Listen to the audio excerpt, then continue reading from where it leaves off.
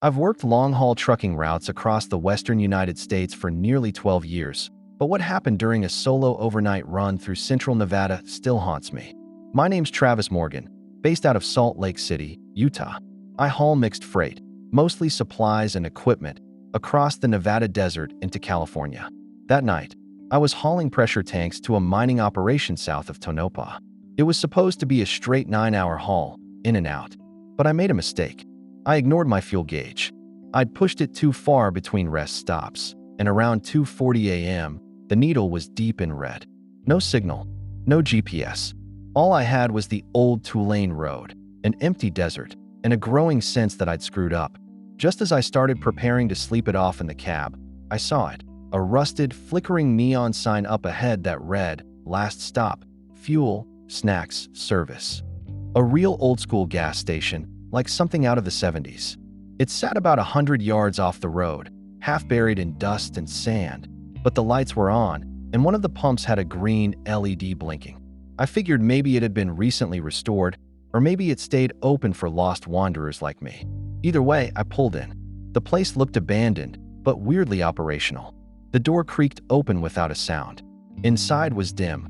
Those buzzing yellow overhead lights barely lit the cracked tile floors and shelves stocked with long-expired snacks. A dusty rack of postcards showed photos from the Hoover Dam in the 50s. No one behind the counter. No radio. But I saw a dusty bell on the counter with a sign underneath, "Ring for attendant." So I did, and something answered. Not a person, just the sound of static, like from a walkie-talkie. It came from under the counter. I looked down and found an old radio unit crackling to life. A garbled voice spoke through it, "Fueling station active. Please remain inside. Assistance in 5 minutes." I blinked. I hadn't mentioned fuel to anyone, and I hadn't even tried the pump yet. But the screen on pump number 2 outside lit up, showing it was now active and ready. So I went back out, filled the tank, which surprisingly worked, and then debated whether I should get back on the road or crash in the cab for a few hours.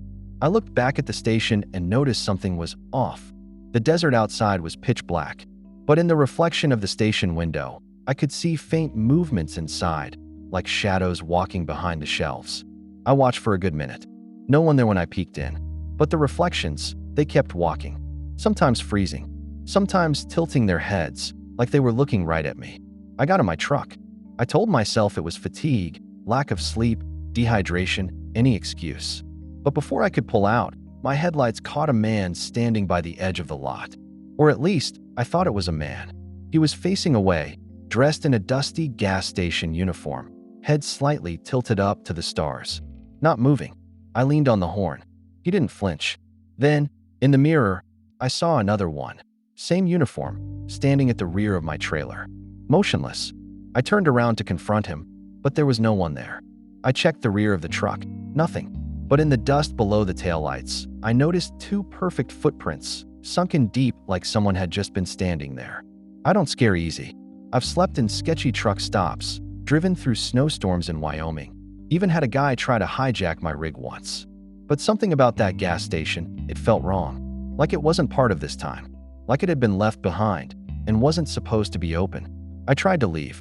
I put the truck in gear, backed out slowly, and as I was pulling forward, I noticed something in the side mirror. The neon sign had changed. It no longer said "Last stop."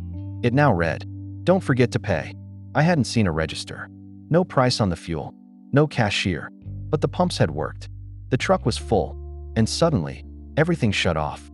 The dash lights, radio, cabin lights, gone. Like the truck had died. But the engine was still running. I revved it, confused, checking fuses, wiring. Everything was fine. Then my phone lit up. No signal, but a single notification. "Thank you for staying with us. Room unlocked." I looked up. The lights inside the gas station were now all on, bright white. The back door, where an employees only sign used to hang, was wide open, revealing a staircase leading down, flickering with industrial lights. A motel key sat on the hood of my truck. Room number 6. And when I looked around, the road behind me was gone. Like the desert had swallowed it whole. I didn't want to take the key, but something about the stillness around me, like the air itself was holding its breath, made me pick it up. It was an old brass motel key, the kind you'd get back in the 60s, attached to a heavy, green plastic tag. Faded gold lettering read, Room 6, guest courtesy stay. There was no motel in sight, just the gas station, the desert, and the hollow blackness where the road used to be. I stood there in the silence, my diesel engine still rumbling softly behind me, staring at that open back door. I wish I'd turned around. I wish I'd waited in the truck until daylight. But I stepped inside. The back room of the station was nothing like the front. The shelves of expired chips and warped soda cans gave way to what looked like the inside of a cheap roadside motel. Linoleum floors, floral wallpaper, dim hallway stretching out. 6 doors, each with brass numbers. All closed except room 6. That door was wide open, the key already dangling from the inside knob. And the air back there? It was ice cold, like underground facility cold. I stepped toward the room, my boots squeaking with every move. When I peeked in, I expected a dirty mattress, stained curtains, maybe a dead rat in the corner. But instead, it looked pristine. Crisp white sheets, a small lamp casting a warm glow, a side table with a sealed bottle of water and an old rotary phone. The room smelled faintly of antiseptic and lavender. I took a few steps in, and the door slammed shut behind me. I spun around, tried the knob. Locked. I fumbled with the key, but it wouldn't turn. Then the lights began to dim, slowly, like the power was draining from the walls themselves. The rotary phone on the nightstand began to ring. Loud, jarring. I let it go 5 rings. Then 6. Then 8. It wouldn't stop. So I answered. There was silence. Then a man's voice, calm and clinical. You've entered phase 2. Please remain in your room. Do not attempt to leave. Who the hell is this? I snapped. There's something outside. It noticed you. It doesn't like interruptions. Click. The phone went dead. I backed away from the nightstand and looked toward the curtained window. Something had changed. There was light outside now, not from the desert moon, but a flickering green glow, like emergency floodlights. And then came the sound, clicking, rhythmic, mechanical.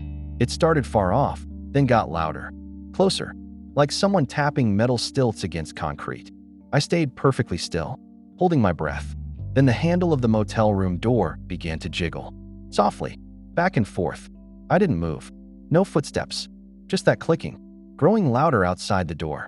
Then it stopped. A whisper came through the wall. I swear to God I'm not making this up. You don't belong here. The voice was close, like someone standing right on the other side of the wall, speaking with their lips pressed against it. I backed up toward the bed, pulling out my pocket knife. It was all I had. Then silence. I must have stood there for 20 minutes, frozen, listening for anything, movement, voices, even breathing. But there was nothing, just that cold humming silence. I finally mustered the nerve to check the door again. It was unlocked. I cracked it open. The hallway was pitch dark now, but I could still make out the faint green glow bleeding from the walls, pulsing slowly, like the building was alive. I should have run. I should have bolted out the way I came. But when I stepped into the hall, I realized something horrifying. The gas station was gone. In its place was a concrete tunnel leading forward into blackness. Cold air rushed past me from deep inside, carrying a smell I still can't quite describe. Wet iron, rotted wood, and static. The motel door slammed shut behind me, disappearing into the wall. No exit, no way back. And the sound returned. The clicking, faster this time, heavier. From deep down the tunnel, I saw a movement. A figure crawling along the ceiling. Pale, thin, wrong. I turned and ran toward the only direction that didn't smell like rot. Left. The tunnel forked, and I followed it, hoping this was all some elaborate nightmare. But no matter how far I ran, the tunnel never ended. Just more doors, more turns, more shadows moving at the edge of the light. Then I saw it. A control room, hidden behind a cracked glass wall. Inside were monitors, dozens of them, showing black and white security footage of different locations. One showed the front of the gas station. Another showed my truck.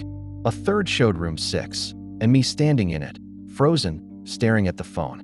Except, I wasn't on the screen anymore. Something else was. Something that wore my face, but didn't move like me. It twitched, tilted its head too far, smiled when I never did.